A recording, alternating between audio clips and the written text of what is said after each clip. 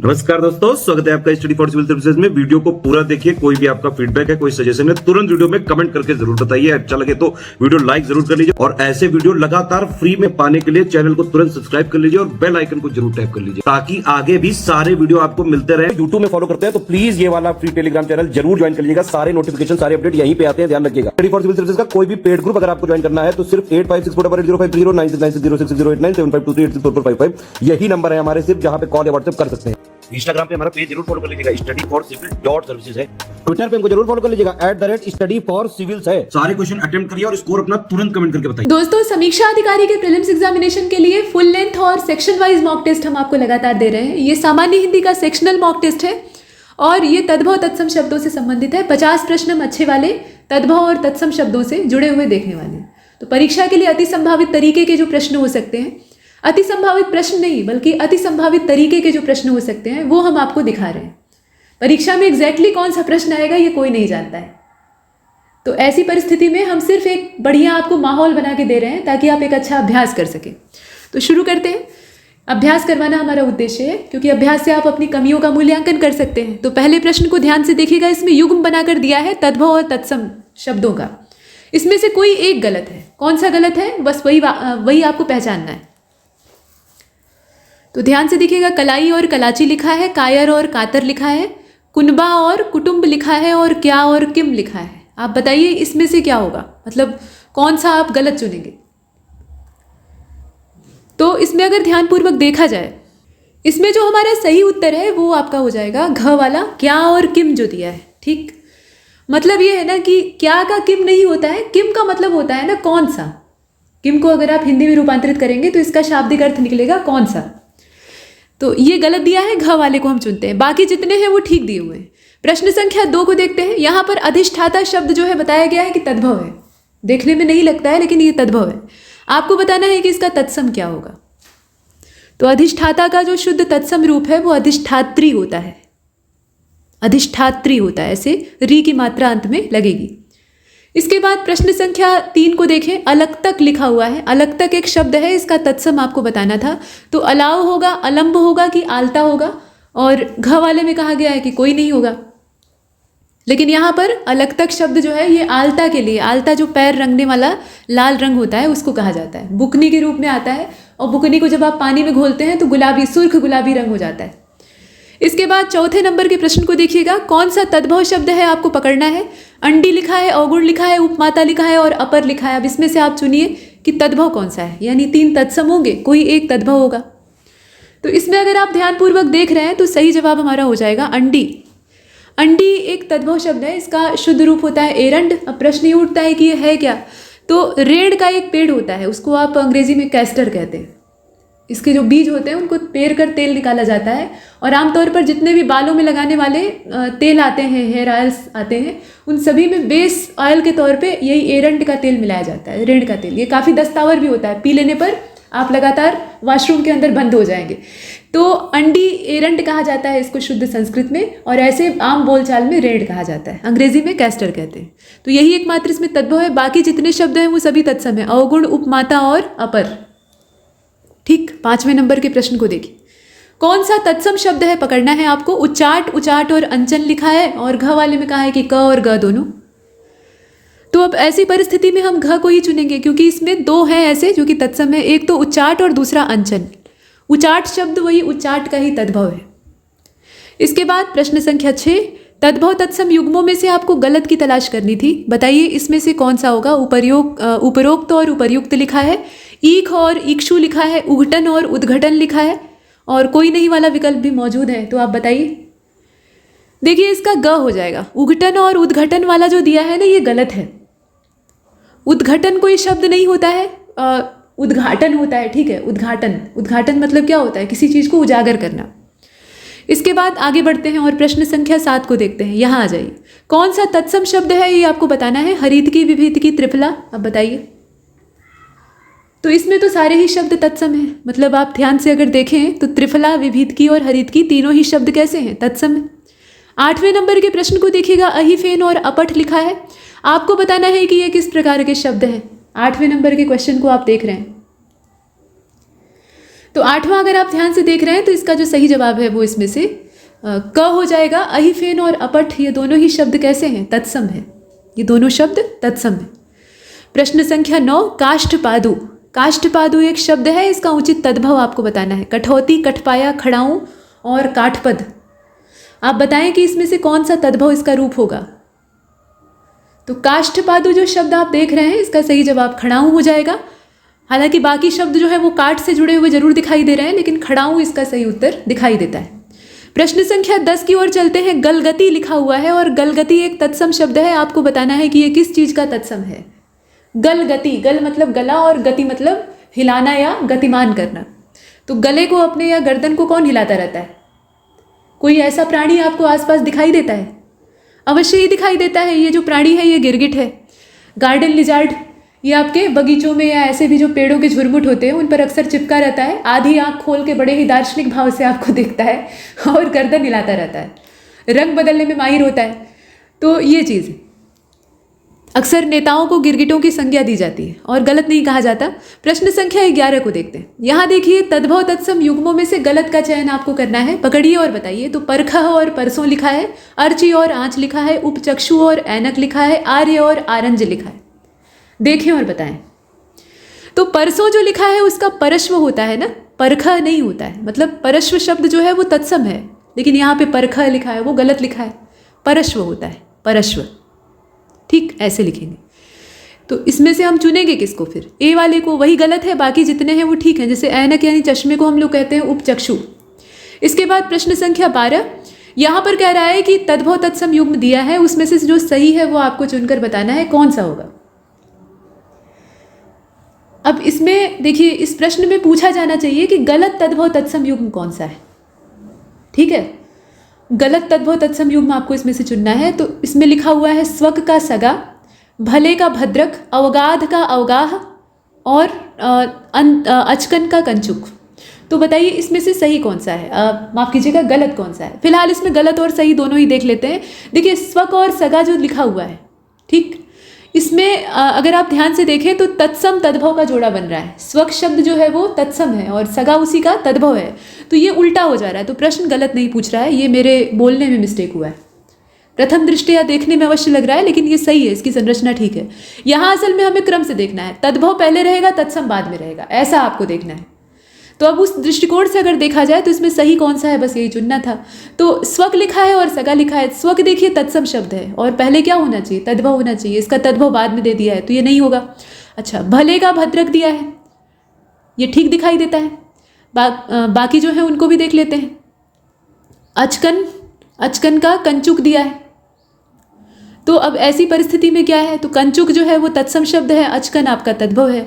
और अवगाध आप देख रहे हैं और अवगाह। अब समस्या ये है ना कि ग वाले में दोनों ही आपके क्या हैं, तत्सम शब्द हैं। तो अब इस प्रश्न की संरचना कुल मिलाकर ठीक नहीं है। अब इस प्रश्न को समझ लीजिए, इसमें जो बाकी विकल्प है उनका विचार आप कैसे करेंगे।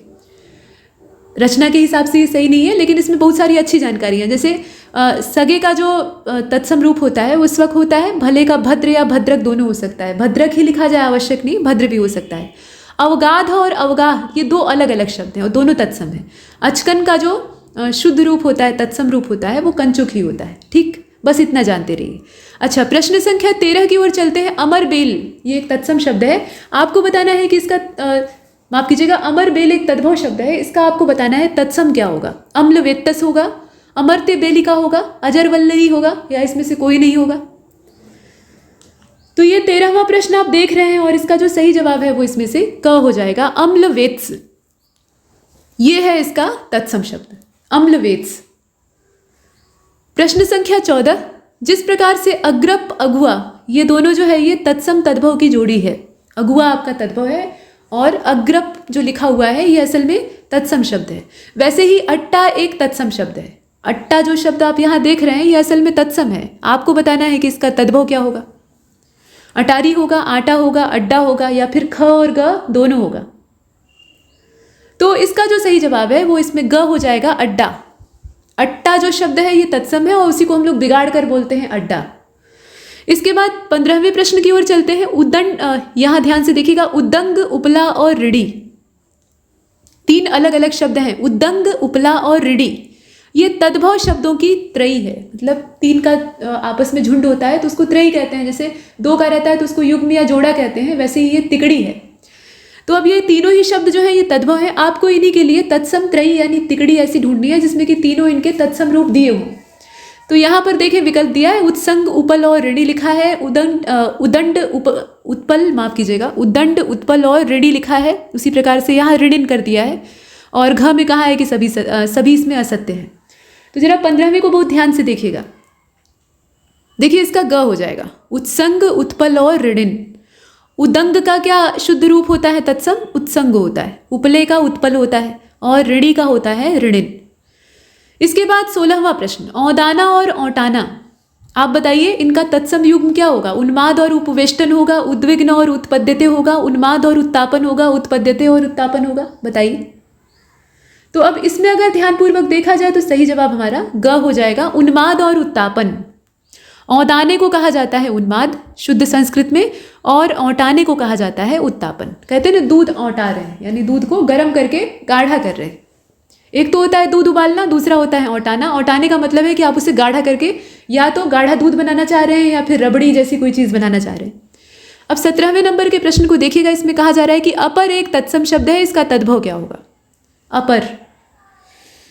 तो अब इसको आप चुनेंगे, इसमें देखिए कौन सा होगा। तो अपर का हो जाएगा और, ठीक, अन्य नहीं होगा, और होगा। अब ये वाला जो संस्कृत की गिनतियाँ होती हैं ना, इसमें लोग बड़े पीड़ित रहते हैं कि इन्हें पहचाना कैसे जाए।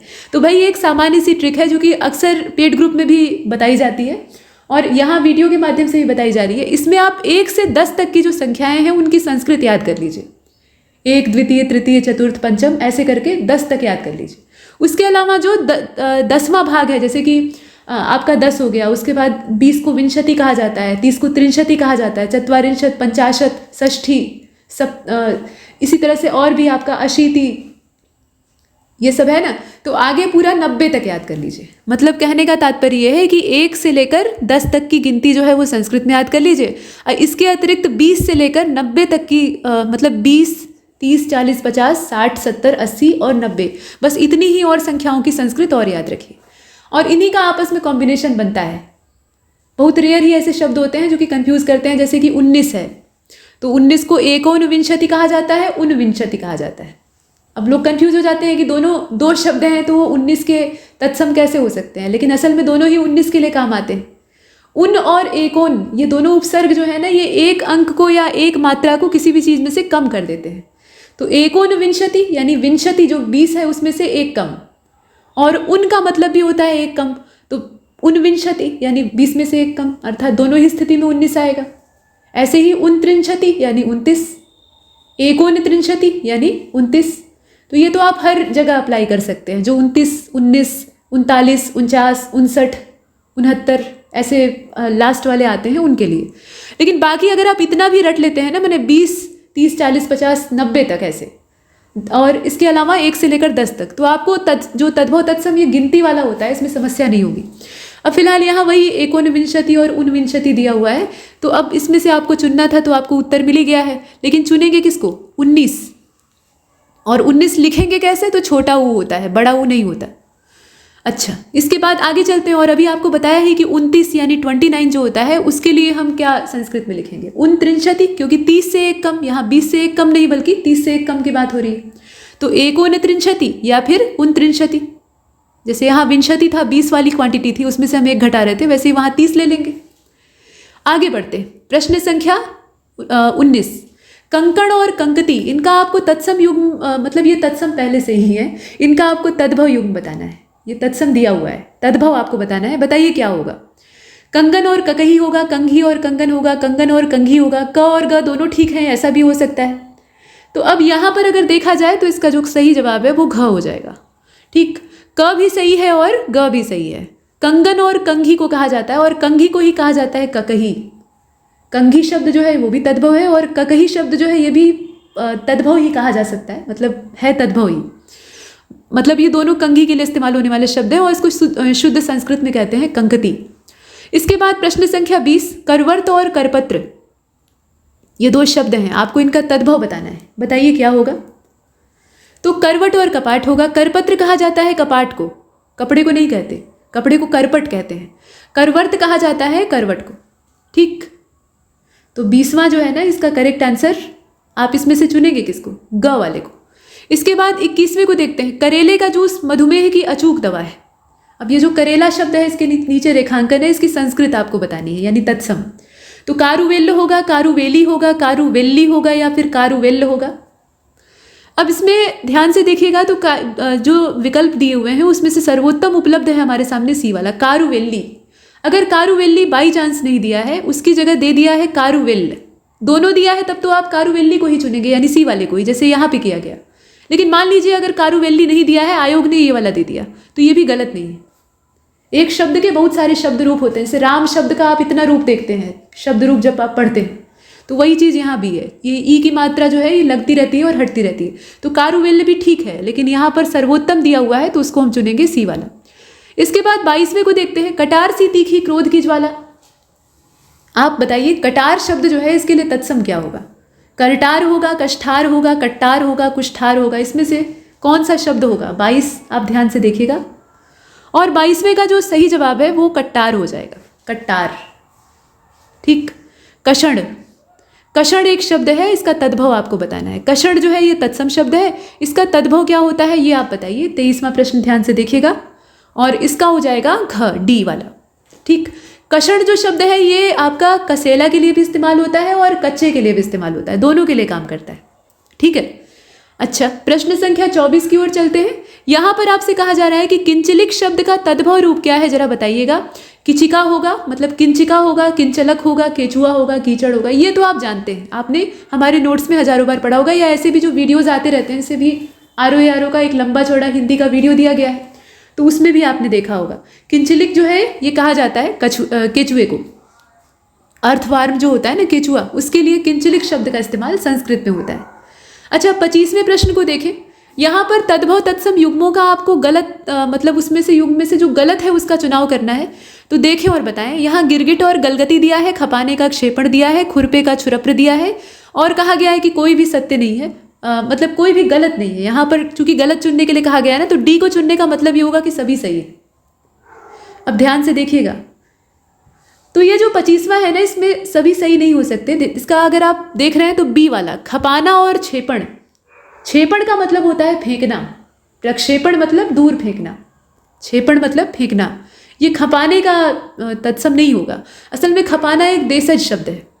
ठीक, प्रश्न संख्या 26, क्षोड लिखा हुआ है। क्षोड एक तत्सम शब्द है, इसका तद्भव रूप क्या होगा आपको बताना है। क्षोभ होगा, छोड़ होगा, खूंटा होगा, छेद होगा, क्या होगा इसमें से? तो 26वां आप ध्यान से देख रहे हैं, इसका जो सही जवाब है वो इसमें से सी हो जाएगा, खूंटा। ठीक है, खूंटे को कहा जाता है क्षोड शुद्ध रूप में। इसके बाद 27वें प्रश्न की ओर चलते हैं। खोज का तत्सम स्वरूप आपको बताना है कौन सा होगा, तो छोद्य होगा, गवेशत होगा, अद्योत होगा, या सभी इसमें से सत्य है। तो तत्सम तो एक ही हो सकता है, और तत्सम यदि एक हो सकता है तो इसमें से आप चुनेंगे किसको? क्षोद्य को चुनेंगे। क्षत्रिय वाला क्ष रहेगा, उसके बाद आधा द रहेगा और य रहेगा, और आधा द और य मिला देते हैं तो द्य बनता है, ऐसा वही लिखा हुआ है। ठीक, इसके बाद आगे बढ़ते हैं और प्रश्न संख्या 28 को देखते हैं। क्रिसर लिखा हुआ है, क्रिसर एक शब्द है, ये तत्सम शब्द है, इसका तद्भव आपको बताना है। तो खिड़की लिखा है, कसर लिखा है, खिचड़ी लिखा है और केसर लिखा है। अब इसमें से कोई एक आपको चुनना है, तो आप किसको चुनेंगे? खिचड़ी। ठीक, खिचड़ी को कहा जाता है क्रिसर। क्रिसर एक ऐसा व्यंजन होता है जिसमें कि दाल चावल को मिलाकर उबाला जाता है, तो ये खिचड़ी ही कही जाती है। प्रश्न संख्या 29 को देखते हैं। जिस प्रकार खड़ाऊं का तत्सम होता है काष्ठपादु, उसी प्रकार गीदड़ का तत्सम, यहाँ एक तत्सम आपसे बताकर पूछा जा रहा है कि दूसरे वाले का क्या होगा, तो गीदड़ का तत्सम क्या होगा? 29 को आप देख रहे हैं, और इसका जो सही जवाब है वो इसमें से ए हो जाएगा। एक सेकेंड, यहाँ पर ध्यान से देखिए, यहाँ तनिक संशोधन कर लीजिए। देखिए, गीदड़ का आपसे तत्सम पूछा जा रहा है, तो गीदड़ का जो तत्सम होगा उसमें से वो गृदड़ हो जाएगा। इसका जो बी वाला है वो सही है। ठीक, गृदड़ होता है। इसके बाद आगे चलते हैं, प्रश्न संख्या 30 को देखते हैं। यहाँ गैरिक और घर्म लिखा हुआ है, दो शब्द हैं, गैरिक है और घर्म है। आप बताइए कि इनका तद्भव रूप या तद्भव युग्म क्या होगा। दोनों जो है वो दो शब्द हैं, तो गैरिक के लिए आप तत्सम इसमें से ढूंढ लीजिए, और घर्म, माफ कीजिएगा, गैरिक के लिए तद्भव ढूंढ लीजिए और घर्म के लिए तद्भव ढूंढ लीजिए, तत्सम तो है ही है। तो तीसवा आप देख रहे हैं और इसका जो सही जवाब है वो इसमें से सी हो जाएगा। गेरू और घाम, ठीक है, गैरिक कहा जाता है गेरू को, और घर्म शब्द जो है ये घाम का ही तत्सम है, घाम माने धूप। प्रश्न संख्या 31, आसोज और आखा दो शब्द हैं, इनका तद्भव रूप आपको बताना है, माफ कीजिएगा, इनका ये तद्भव रूप में पहले से ही है, इनका तत्सम आपको बताना है, ठीक। आसोज और आखा शब्द जो है ये तद्भव हैं, आप बताइए कि इनका तत्सम क्या होगा। आशा और अक्षर होगा, आश्विन और अक्षय होगा, आशीष और अक्षर होगा, या सभी गलत है। तो इसमें आप घ को चुनेंगे क्योंकि सभी गलत हैं। असल में आसोज जो है ये आश्विन मास को कहा जाता है और आखा कहा जाता है अक्षर को, तो दोनों एक साथ नहीं दिया हुआ है। जैसे अब यहाँ आश्विन तो दिया है लेकिन अक्षय दे दिया है, अक्षर नहीं दिया है, तो कुछ भी ठीक नहीं है फिर। इसके बाद प्रश्न संख्या 32, प्याज। प्याज का तत्सम शब्द क्या है? पावेज होगा, पलांजू होगा, पलांडू होगा, पलित होगा, पलितम होगा, बताइए। तो अब इसका अगर आप देख रहे हैं तो पलांडू होगा, पलांडू कहा जाता है प्याज को। प्रश्न संख्या 33, पक्ष्म और पारपत्र, ये दो शब्द हैं, पक्ष्म है और पारपत्र है, आप बताइए कि इनका तद्भव क्या होगा। तो पलक और परिपत्र होगा, पक्ष और परपटी होगा, पलक और पासपोर्ट होगा, कुछ नहीं होगा इसमें से। तो 33 को अगर ध्यान से देखा जाए तो इसका जो सही जवाब है वो इसमें से आपका हो जाएगा, देख लीजिए पहले, पक्ष तो खुद ही तत्सम है तो ये तो होने से रहा। पारपत्र का आपने हमारे नोट्स में कई बार पढ़ा है कि पासपोर्ट होता है, अब इसमें आप बताइए, पासपोर्ट सिर्फ एक में दिया हुआ है, तो सही जवाब भी हमारा सी वाला ही होगा। पक्ष्म कहा जाता है पलकों को और पासपोर्ट जो है इसके लिए तत्सम शब्द होता है पारपत्र।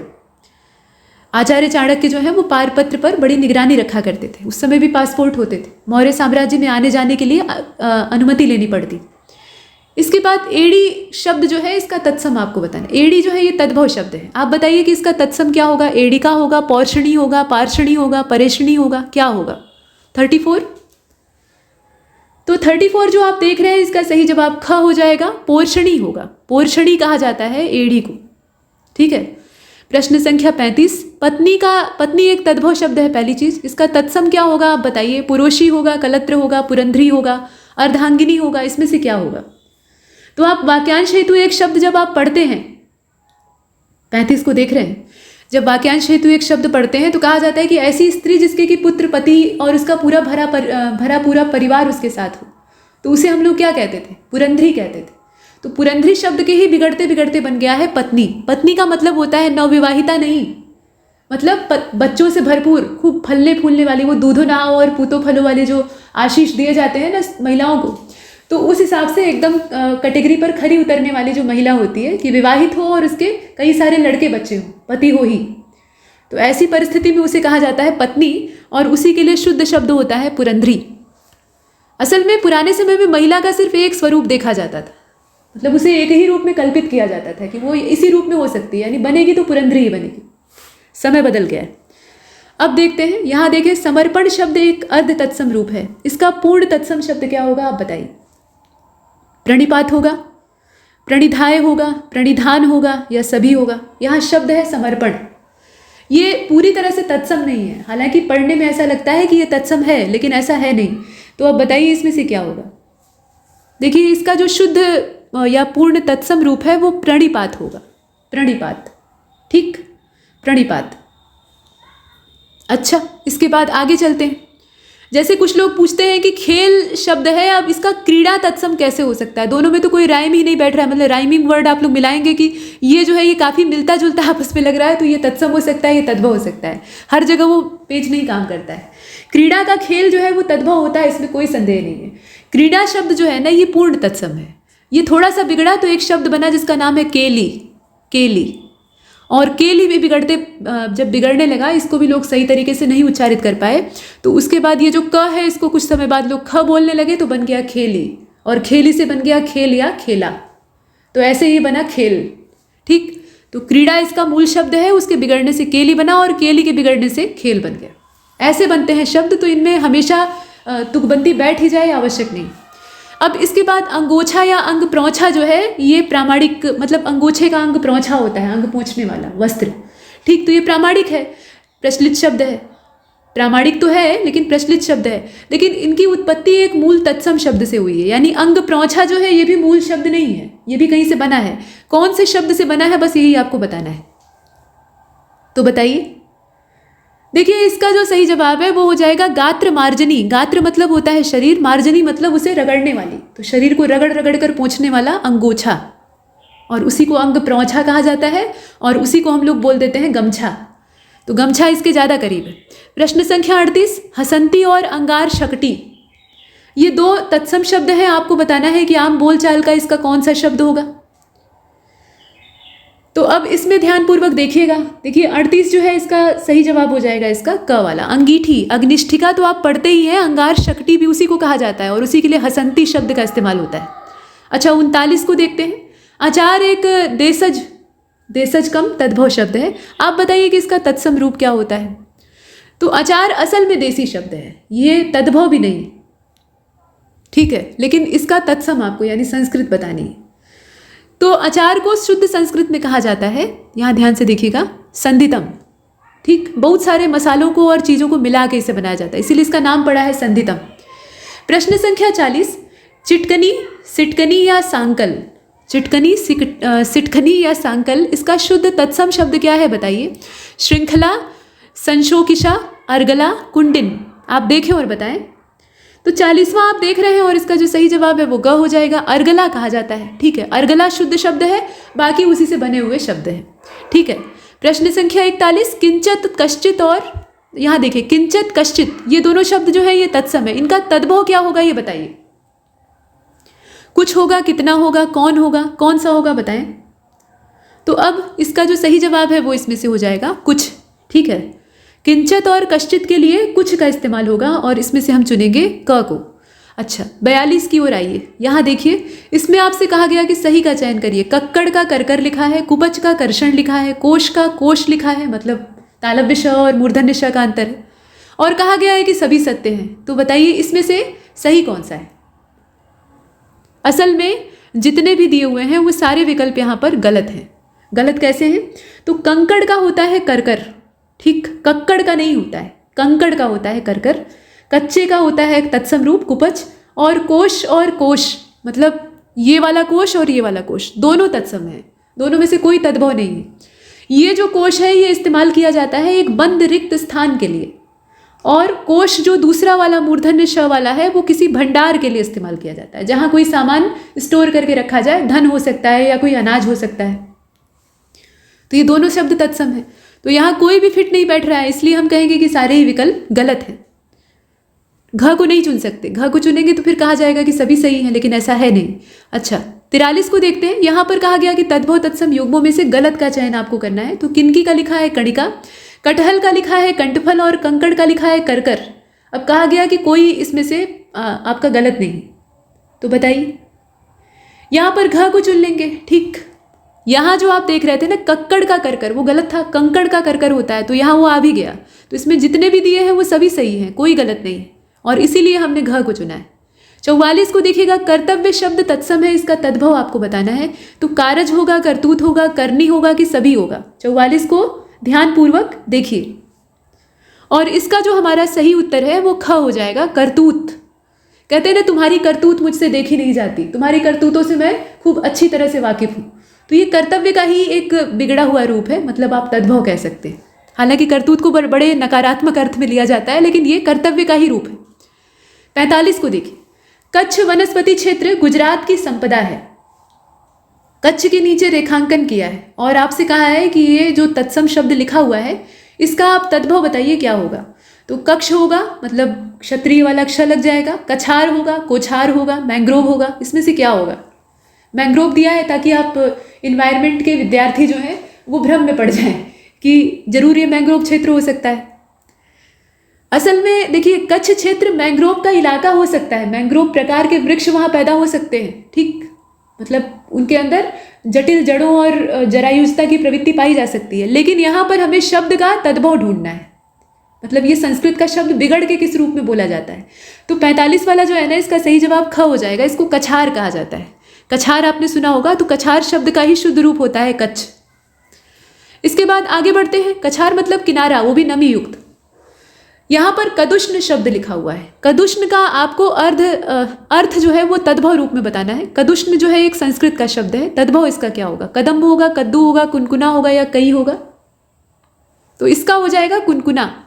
कदुष्ण मतलब हल्का उष्ण। काटी, काटी एक तद्भव शब्द है, तत्सम बताइए। करती होगा, कर्त्री होगा, काठी होगा, क्या होगा बताइए। तो ये जो 47 है इसका सही जवाब ख हो जाएगा, कर्त्री होगा। ठीक, कतरनी। प्रश्न संख्या 48, कांच। कांच किस प्रकार का शब्द है बताइए। तो देशज, विदेशी, तद्भव, तत्सम, अब इसमें से आपको किसको चुनना है। तो कांच जो है वो तद्भव शब्द है, इसका तत्सम रूप क्या होता है, काच होता है, काच। ठीक, आगे बढ़े। प्रश्न संख्या 49 ये रहा। कलेवा, कलाई, कीड़ा, कठपुतली, ये सारे शब्द ये कैसे शब्द हैं बस आप बता दीजिए, मतलब इनकी वैरायटी क्या है। इन्हें शुद्ध या अशुद्ध या तद्भव तत्सम नहीं करना है, बस पहचानना है किस प्रकार के शब्द हैं। कलेवा, कलाई, कीड़ा और कठपुतली तद्भव है, अर्ध तत्सम है, विदेशी है कि अपभ्रंश है। ऐसा भी प्रश्न आ सकता है, खाली तद्भव तत्सम छांटने के लिए नहीं आएगा। तो अब इसमें से आप चुनेंगे तद्भव को। ये सारे शब्द जो है ये तद्भव हैं, ठीक है। और इनके जो तत्सम रूप है लगभग सभी को हमने पीछे टेस्ट में देखा है। इसके बाद 50वें को देखते हैं। 50वें में कहा गया है कि कज्जल शब्द का उचित तद्भव बताइए। काज, काजल, काजू और सभी गलत हैं, बताइए इसमें से क्या होगा। तो काजल होगा। कज्जल शुद्ध शब्द है, मतलब ये तत्सम शब्द है और इसका तद्भव रूप होता है काजल। यहाँ आप नीचे झांक रहे हैं कि उत्तर कुंजी दी हुई है, तो उत्तर कुंजी जो है ना ये 1 मिनट, इसमें जो लंबी चौड़ी एक्सप्लेनेशन की जा रही है ना वो नहीं है, ये सिर्फ उत्तर कुंजी है। पहले का घ, दूसरे का ख, तीसरे का घ। ठीक, जो व्याख्या है उसके लिए आपको वीडियो देखना पड़ेगा। उत्तर कुंजी भी आप इकट्ठे देख लीजिए, चाहे तो स्क्रीनशॉट ले सकते हैं। चलिए, तो यहाँ पर ये मॉक टेस्ट समाप्त होता है और इसमें इतना ही। तब तक के लिए नमस्कार।